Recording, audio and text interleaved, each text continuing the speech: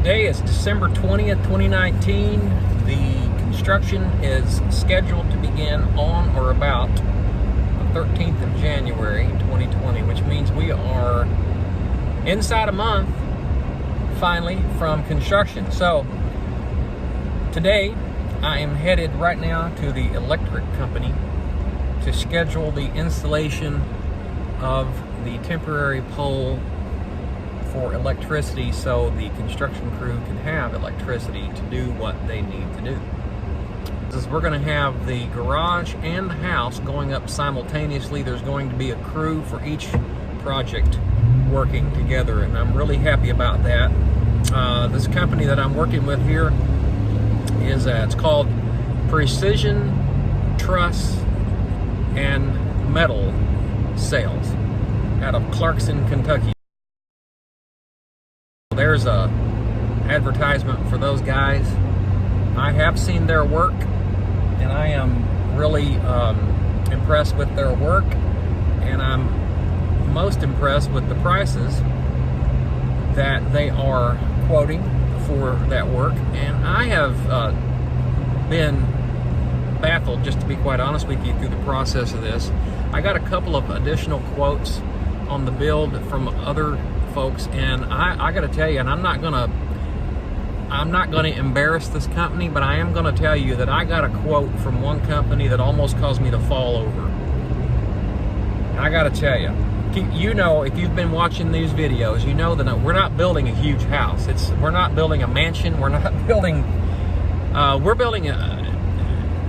I'm going to round up on this. We're building 1,100 square feet, actually, at 10,000 or 1,080 square feet of living space.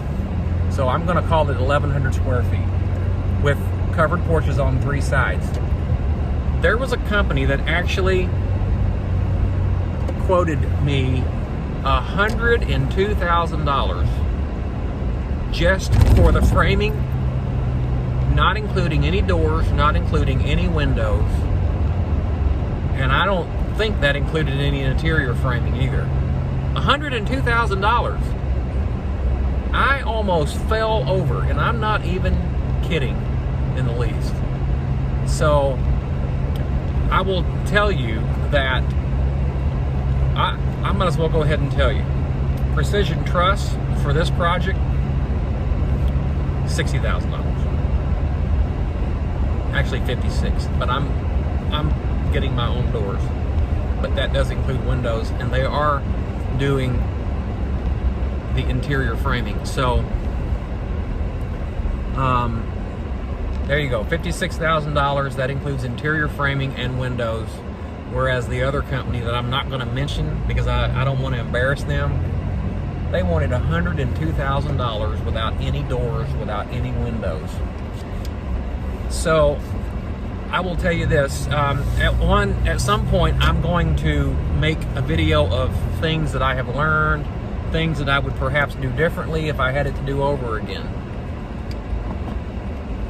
So I'm going to go ahead and tell you this. Something that I have learned here is that I had thought coming into this project that I would be able to perhaps get, since this was going to be a smaller house, that I would be able to build it for little of nothing and get out of here with perhaps no house payment, because we had a lot of equity, have a lot of equity in our current home, and I was thinking maybe I would be able to get this build done with no house payment, no mortgage. That's not true. I was surprised. There's no such thing as cheap housing. And I think that what I've concluded is so this whole project, I'm going to tell you, is going to, including the land purchase and everything out, it's going to run me over $200,000, and that's for an 1,100 square foot home. And I got to thinking, how do these guys build houses that are substantially larger than this and sell them for under that amount? So the only answer I can come up with is that they're doing them in bulk and mass quantities of building, and that's the only way they're able to build these houses cheaper. So that's the only thing I can come up with. But this house is, and don't misconstrue what I'm saying. I am not sorry that we are doing this project at all. We are totally excited about our 6-acre small farm and the house that we're building and the plans and everything. We're excited. It just takes a lot of patience, and we're learning a lot.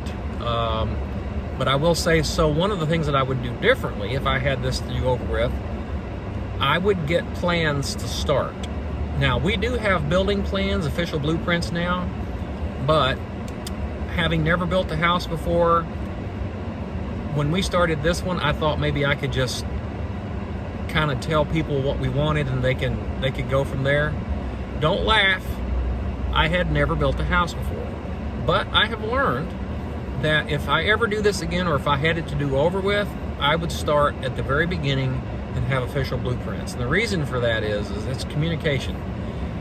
You don't have to explain things over and over and over if you have a blueprint. You can just give a copy of the blueprint to the person you're getting a quote from, and most likely 99% of the time those folks are going to know how to read those blueprints, because that's why they're in that business, or being in that business enables them to know how to do that.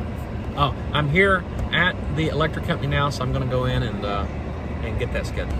Okay, got the temporary electrical service installation scheduled. So that's all set. That cost me $160, and that is just for a simple temporary electrical pole to be put on the property. That way the construction guys will have necessary electric. And so I'm thinking they're going to come, they're going to do their thing, and then after the framing gets completed, I'll probably have to go get the water service scheduled for install. And I know that initial cost is going to be $850 for the water meter, but there's going to be some hidden cost in there too for other stuff. Well, speaking of hidden cost, I'm going to have a trench dug for my electrical service. That'll be a small bit of expense, not too much though. Well, this is December 28th,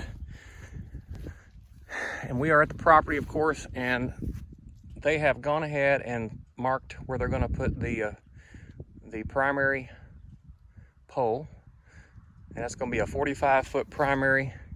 That stake represents where the anchor wire is going to be. This stake represents where the main to temporary pole is going to be. So that's going to be a temporary pole right there, and it's going to be stretched over to the house so the construction guys can use it for construction, of course. Now, we're out here today and we're going to be installing the mailbox. Good morning. Good morning. Look what we're doing. We are digging a hole and getting ready to put our mailbox up. Now the only thing is the mailbox is going to be there and our house is going to be way over there. So we're going to have to cross the street, the road, to come get our mail. Boo-hoo. Farm living. It's a lot for me. We're so excited.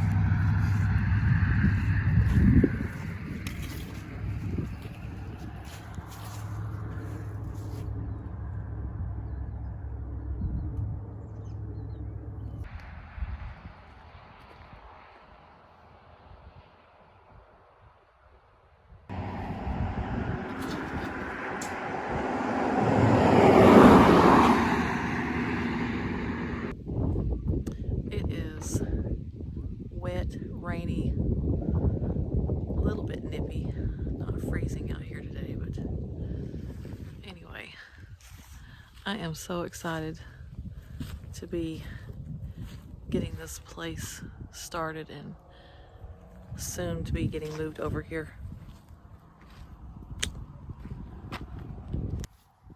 Recording? Yep. Okay.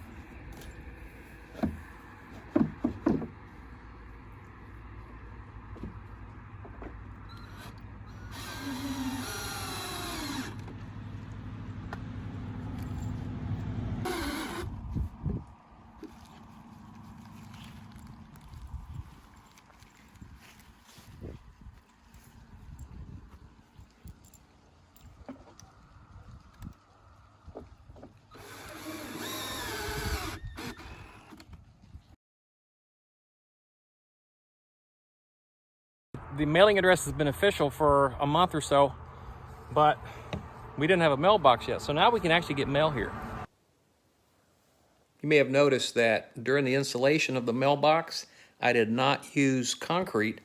There's a reason for that. I'm going to let the mail delivery individuals take a look at it and make sure it's at the proper height and distance away from the road before I put the concrete in there. And then if they say that, hey, it's good to go, then I'm going to go back, add the concrete, and that way it'll be permanent.